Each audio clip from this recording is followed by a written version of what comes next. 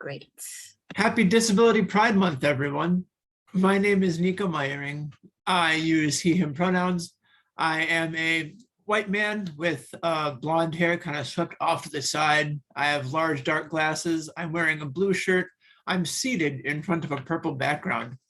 I'm honored today to be joined by Eman. Yes. Excellent. Eman, go ahead and introduce yourself.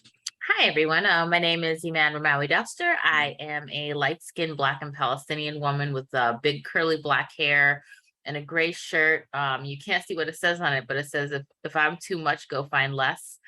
And I love it. It's one of my favorite t-shirts. I have a super light tannish brown skin, and the background, there's our plant back there, Waldo, and then some flags, because my husband's a non-military merchant marine, and then a flag, a bird calendar that I got from my mother-in-law, and my kitchen back there. And that's it. That's me. That's excellent. Thank you so much. Eman, what does disability pride mean to you? It means multiple different kinds of things.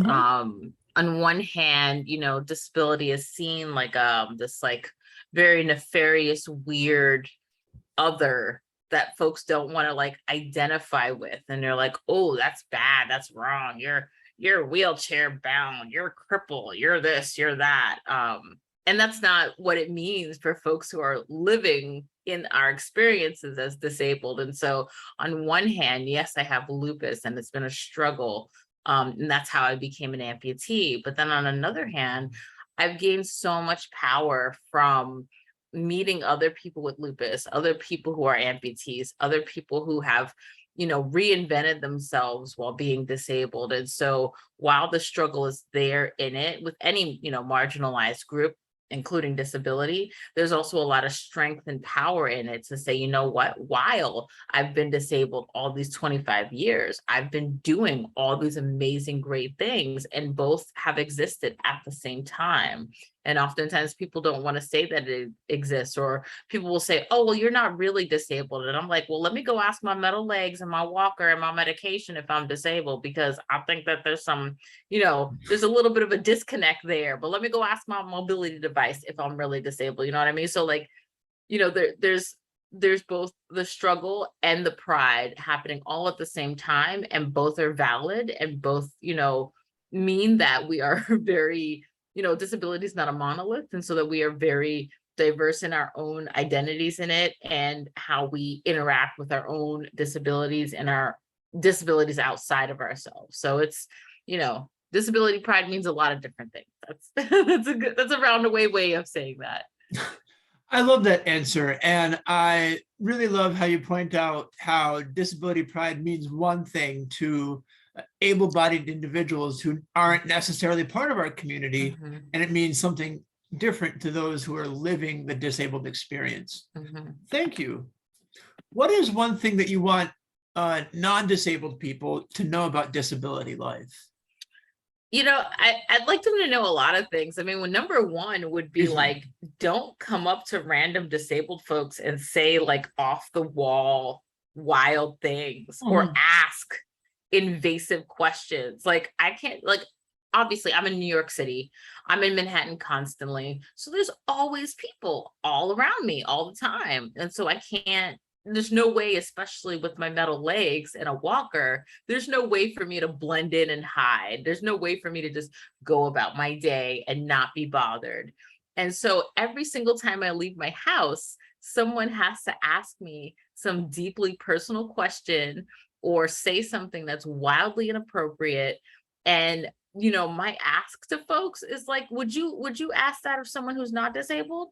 Would you ask someone about their sex life, or about how they give birth, or how they use the bathroom, or if they actually have any friends, or, oh, it's so good to see you out, as if I'm locked up somewhere, so it's like, don't do that.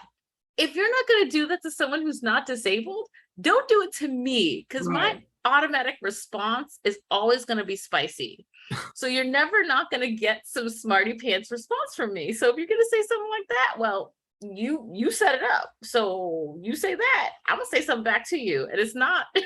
And I've honestly been called the B word more times than I can count by people in the street who think that I have no anonymity, there's no personal space. And so when you have a disability, like when I was still using a wheelchair, people constantly took it upon themselves to push me, and I'd be like, I'm good, you don't need to touch me or my wheelchair. But just Mhm. like you don't have to touch me in my walker. So that's, that's another thing. Don't ask weird, invasive questions.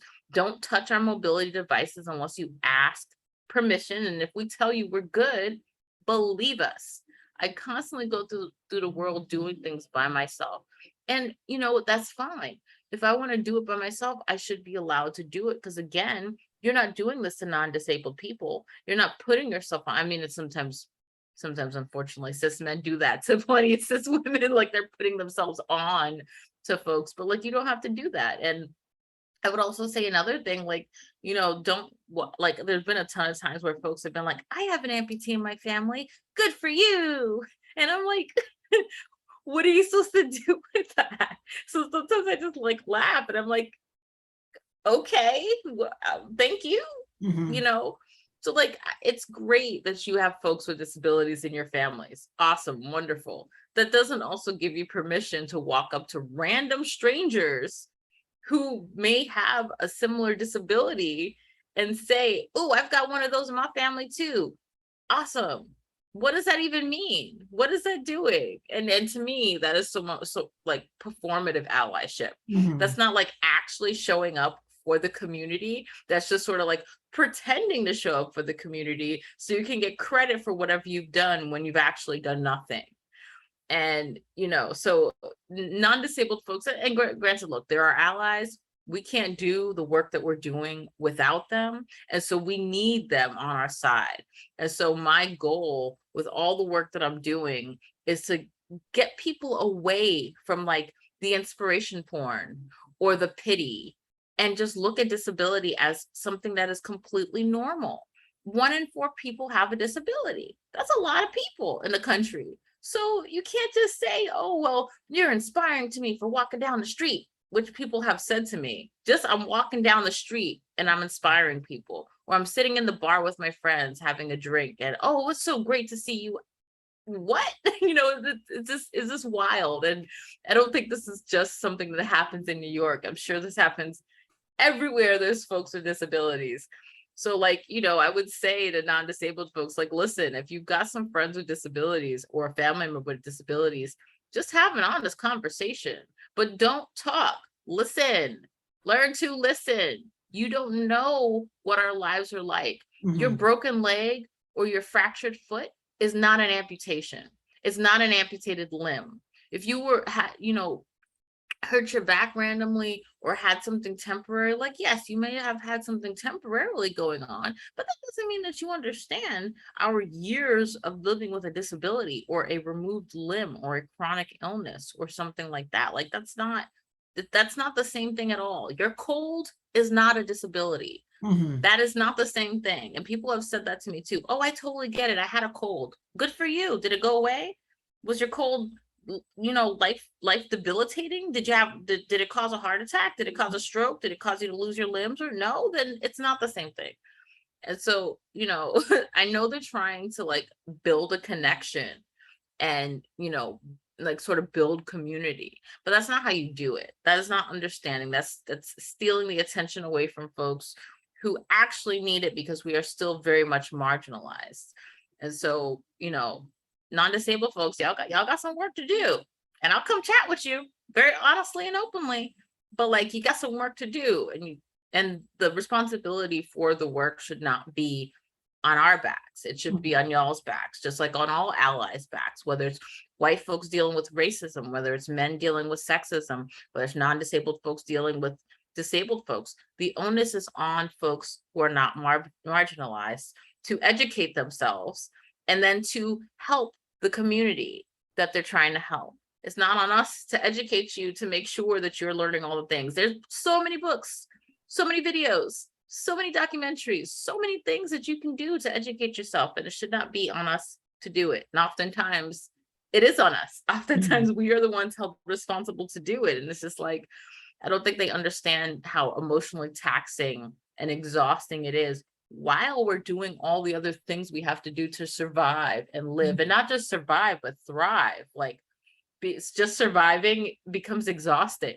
because of the emotional toll it takes. And so we need to focus on not just surviving, but thriving in the things that we're doing so that we actually have, some substance in our lives, and some growth and some awareness and all that. So I know that was also a very long-winded. I just had some coffee, so yeah. Y'all getting my coffee time. Woohoo. I love these community-minded answers. Thank you so much. And it's true that while on one hand, we as disabled people are experts in our own care and our own experiences, we're also not Wikipedia, and we have boundaries and things that we don't want to talk about. And it's quite natural.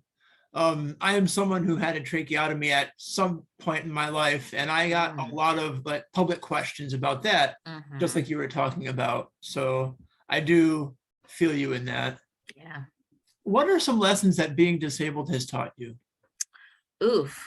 I, you know, I was diagnosed with lupus when I was 17. I'm 38 now. Mhm. And I've been an amputee almost 9 years. Next month will make the beginning of 9 years. And I've just learned, like, that I keep go, you know, returning back to being a caterpillar and turning into a different kind of butterfly.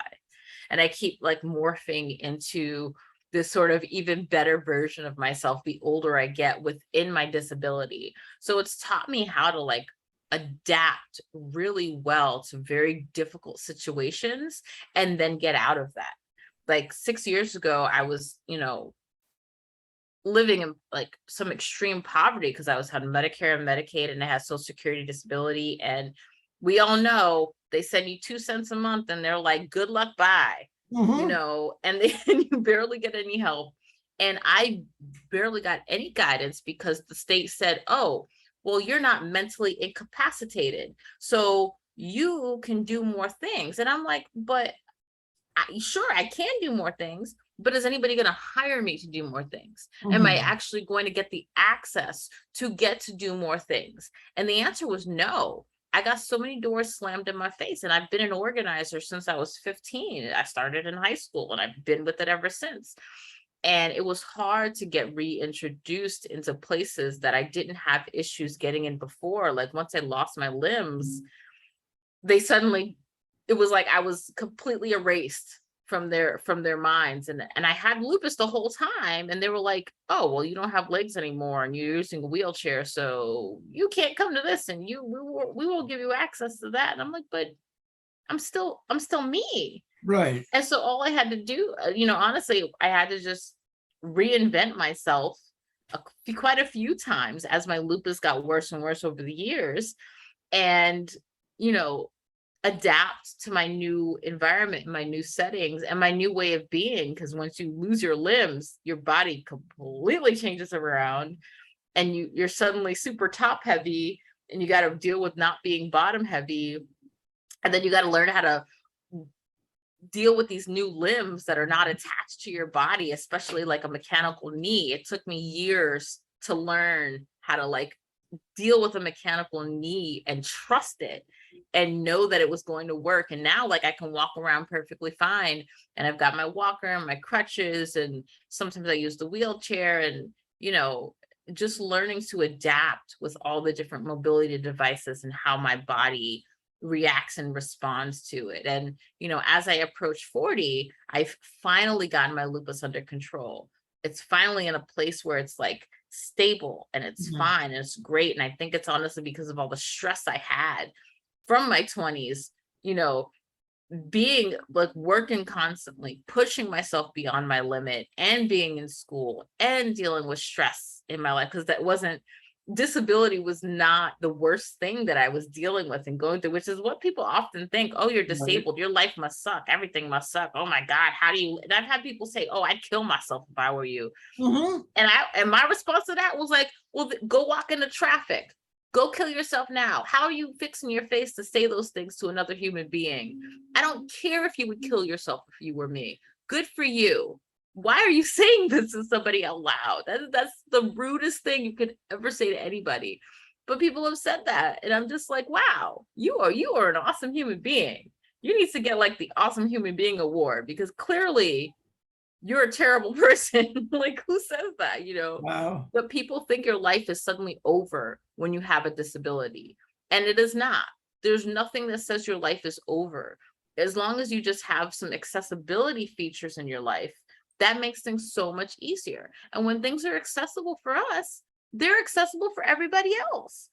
Parents with strollers, people with luggage. When I still had my legs, I was a full-time photographer and a photo assistant, and I was running around the city with like 50 or 60 pounds of pictures, and having an elevator helped me, Mhm. even though I didn't always need it because my lupus would, wax and wane. So, accessibility is for everyone, just like, captions are everyone and for everyone. Induction loops help everyone. Like, having things that are spelled out simply and easily with signage helps everyone. So it's not just about wheelchair access, it's about all kinds of things being fully accessible to people and easy to understand. And it's just a strange thing that there's all this like gatekeeping to keep marginalized people, whatever the marginality is, to keep marginalized people out of positions of power, out of, being included, even out of having a voice and a seat at the table. Mhm. And it's, it's layers upon layers of systemic oppression that's been embedded into our system and our ways of being. And part of my, one of the things I would really love to do is completely dismantle that. Like, as you mentioned, like, I do come from a very community oriented way of being, because I've been an organizer for a gazillion since I was 15. I'm 38 now, so it's been a gazillion years in my mind. And I'm constantly thinking about ways to build community across communities, to cross-pollinate in any which way, because there are a lot of marginalized people who are seeking to get power and seeking and not to like get power to control anyone, and not to get power to, you know, get to take power away from anyone else. It's to empower the community itself. Mhm. And so every time I'm thinking about like how these, higher ups don't want to include us, I'm like, well, because they don't want it to change anything. They don't want us to have any power. They don't want us to have any control. And I'm like, but why though? I'm in the same area that you are. You might be in a higher tax bracket than me, but we're in the same community. And if we're in the same community, we should care about the same things, making sure people are housed, making sure that housing is not just affordable, but accessible, making sure people can have food to eat and not just junk food, you know, making sure people have not just health with their bodies, but health with their minds, and also making sure people have access to health care that's actually like not just treating symptoms, but working on making people better. Mhm. Once I finally found a group of doctors that actually cared about my care, that was another way to improve my lupus. And now I have some amazing, wonderful doctors who genuinely care about my health, which is drastically different from what I had in my teens and 20s. And you just see the evolution of my healthcare. So, you know, there's got to be multiple levels of care that go into making sure not just folks with disabilities, but everybody is an actual like has a like well-rounded, healthy life. And sometimes it takes a lot of searching. Like it took me, I didn't get these new doctors until I was 33. Mhm. And it took years and years and years of going to different doctors and different hospitals and different clinics to find that match. And not everybody has the energy and has the drive, but I know that my relationship with my doctor is long term because of my lupus. It has to work. And if you're a crappy doctor, first of all, I'm gonna tell you you're crappy, but also I'm kicking you to the curb. And that's not because I'm like, drug seeking or, trying to get one over on the system or trying to like, do something bad or wrong. No, it's a long-term relationship. You're going to be interacting a lot. So that means you and I have to vibe well. And if we're not vibing well, if you don't understand how to communicate with me or to write letters when I need you to, or to respond to an email or to check in with my other doctors, since I have a team of doctors, Yeah. then we're not a good match. It's not going to work. So, and I'm not shy about letting people know when it doesn't work. I just had to kick a doctor to the curb a few months ago because he was awful. And I'm like, what is your problem, buddy? You act like you're doing me a favor. You're not doing me a favor. This is a transactional, relationship. You're my doctor. I pay you a dang copay. You prescribe me my medication. You help me out with issues that I'm having. And you make sure that I'm okay.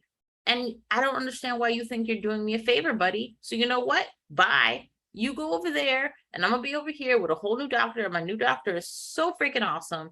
I don't have to beg her for anything. And that's the difference. Like, I shouldn't have to beg you, doctor. What are you a doctor for if I have to come in and beg you for things? So yeah, another rant that I went on. Noticing a pattern. I'm so glad that you're able to get those doctors in your corner. I'm someone with a rare medical condition who also has, a team of doctors. And when you have a rare condition, you don't have your pick of doctors in the world. There are very few options. So it's wonderful to hear that you at least have been able to optimize, shall we say. And it took me a while to get there. It took a lot of trial and error, a lot meeting with, and my form of lupus is apparently the worst in the country. Oh, really? Oh, yes. And that is so fun for me because in all the different ways I could have been an anomaly, the universe chose for the lupus to be the anomalous thing. And I'm just kind of like, why did you have to deal with that though? So things happen to me that don't usually happen to folks with lupus. And that makes it harder for them to treat, which makes it harder to find doctors who want to actually treat me. So it's layers upon layers of difficultness. And I'm sure that's just how I operate, since I've been difficult since I came out the womb. So yeah. Thank you. My last question is, what have you had to unlearn, so to speak, as a result of your disabled experience? Oof, a lot of internal ableism. Like, I hear a lot about this. It's rough because on one hand, like, if I could just go 24/7 and just constantly do things, I absolutely would. Like, that's what I want to do in my mind. That's what I'm thinking about doing. But my body's like, well, actually, no, you gotta sit here and just chill and for several hours and not do anything. And I'm just like, but wait, I want to go out and do this and do all these things. And it's like, nope, actually you're not. And so then I'll beat myself up about it. And I'll be like, oh, well, it's just because you got that lupus. And it's just like or your prosthetic hurt your residual limb the other day and it's your fault. And it's like, no, it is not my fault. There's no fault in it. It just happened.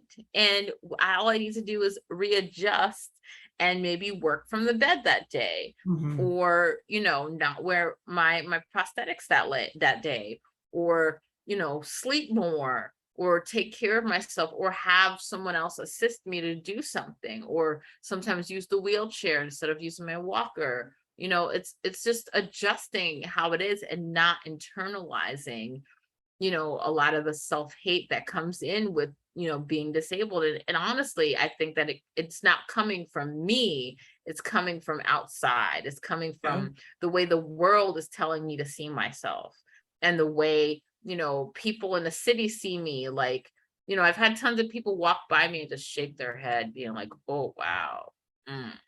And I'm like, what the hell does that even mean? Like, what are you shaking your head at? Go shake your head at yourself for thinking that way towards me, and it's like, there's a whole like school folks, especially with paratransit. I interact with them on a regular basis since I use it around the system. And I'm also advocating to improve paratransit. And oftentimes the drivers are like, oh, you're too pretty to be disabled. And I'm just like, what? Yeah. I didn't know that was a thing, but okay. What is There's that glamour cutoff, I guess. and I'm just kind of like, well, sure, but my body didn't get that memo, and I didn't get that memo, and but I will be sure to relay that message to my prosthetics and my walker and my medicine. And it's just like, you're making me, you're trying to make me internalize that, being like, I am too pretty to be disabled, so I must either hide it or, pretend to not be disabled, or, hate myself in my body because I'm disabled. And it's just like, no, I have built, when I lost my limbs, it really, it devastated me, because I had long, pretty legs, and everyone always talked about my legs and how tall I was, how cute I was in heels and stuff. And when that happened, I was like, oh snap, what, my beauty's gone. But it wasn't gone. Like, it didn't go anywhere. I just have cool metal legs now that, make me a little robotic and even more beautiful, and even more of, someone who you want to talk to and be around, because you recognize, oh snap, most people assume that I was in the military because I walk with my head held high. There's no shame in anything that's going on with me. You're not going to have me hating on my legs or my body or what's going on with me. So they always automatically assume, oh, you're young, you must have been in the military. And I'm like, no, sorry, my body was trying to kill me, my bad. But like, it doesn't take away from the beauty that I have inside and out. Like, it's just wild that people conflate being beautiful with your limbs, or like, my hands are sort of misshapen. I had a thing called severe neuropathy happen when I was 25, and I was suddenly paralyzed from the neck down out of nowhere, because apparently my lupus did that, and that's never happened to anyone ever with lupus. And I was like, okay. And this is as much as my hands came back. And, I could do whatever I have to do. I type, I button, I do my hair, I do all the things. But people are constantly bothered by my hands as well. And then I'll internalize it, and I'll be like, oh, me and my weird hands. Oh, it's awful. It's terrible. No, they're great. Whatever. I get manicures. I do my thing. I wear my rings, keep it gangster. That's how I roll.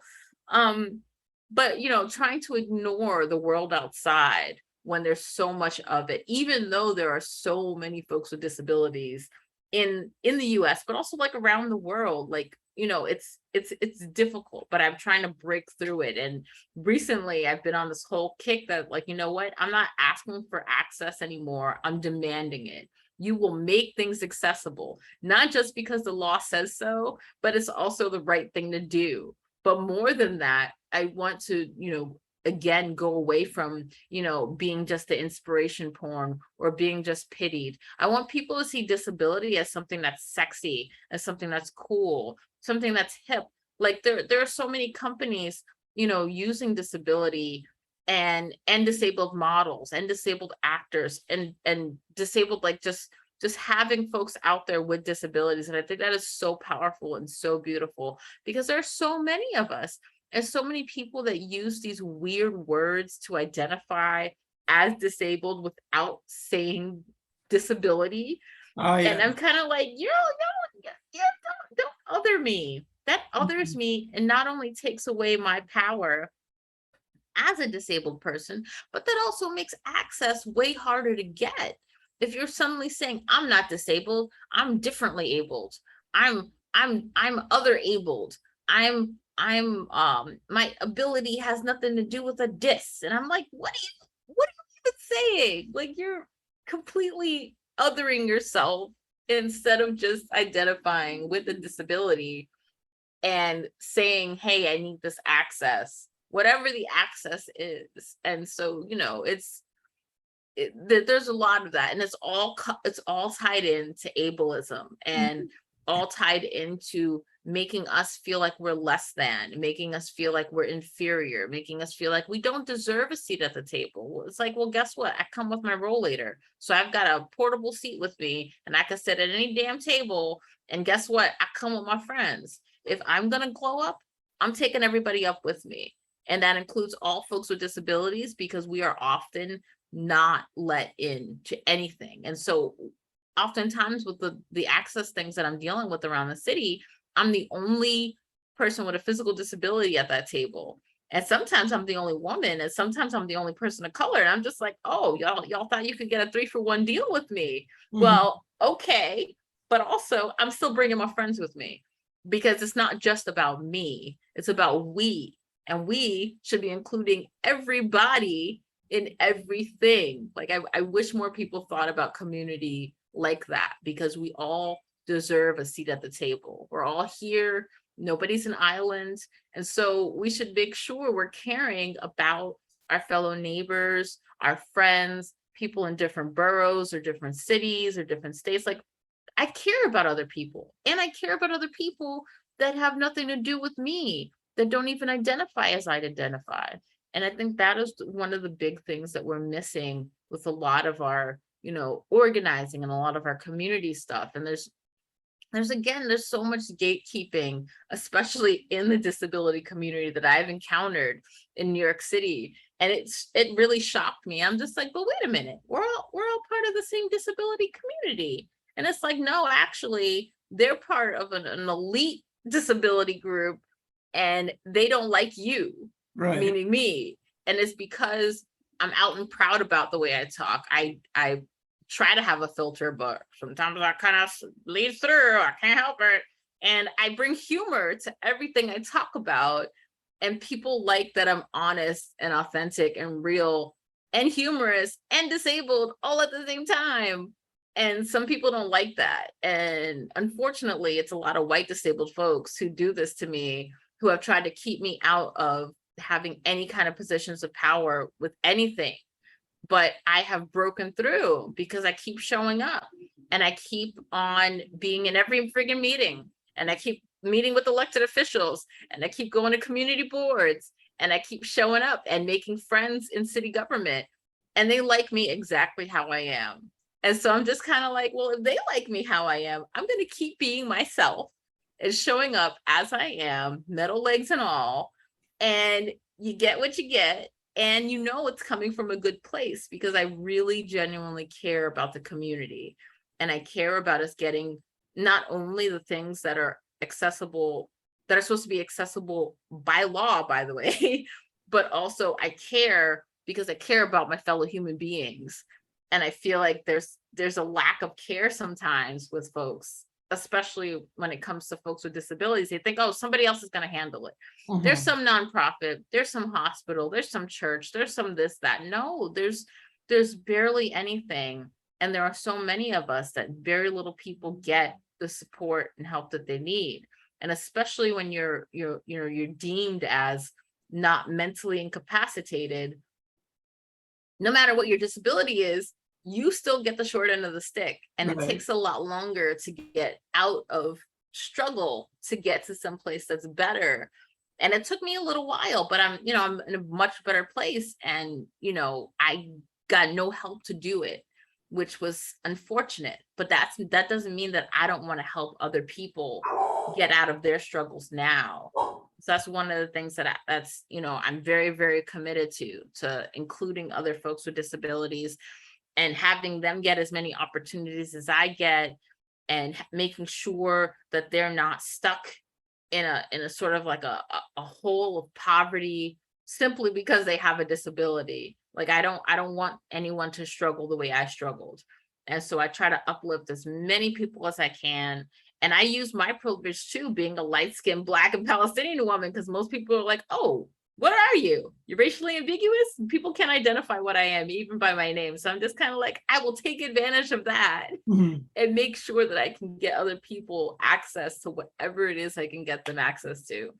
So, levels upon levels of organizing, but you have to play like this 5D chess all the time to keep up with all of the stuff going on, to get people access and to get access yourself. And it's exhausting, but that's what coffee's for. So That is what coffee is for.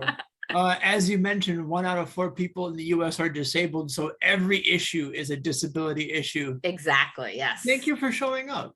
Absolutely. Thank you for having me. This was super fun. Of course, where can people find you online? So I am very addicted to Twitter. So I'm at Eman_Rimawi on Twitter. That's about it, because I don't really use Facebook anymore. And I'm really bad at posting my pictures on Instagram.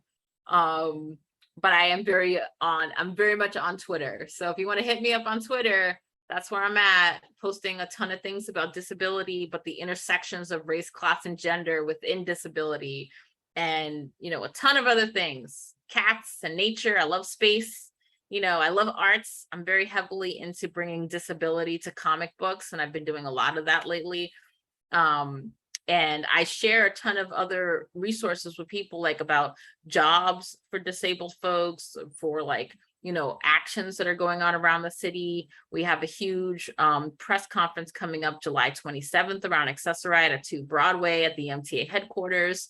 So there's a ton of things. I do a lot. And my husband's always like, yo, mellow out. And I'm like, no, but the movement's not gonna mellow out. I gotta keep it going. So yeah, I keep it moving all day, every day. Eman, thank you so much for joining us. Have a wonderful rest of your day. Thank you. You too.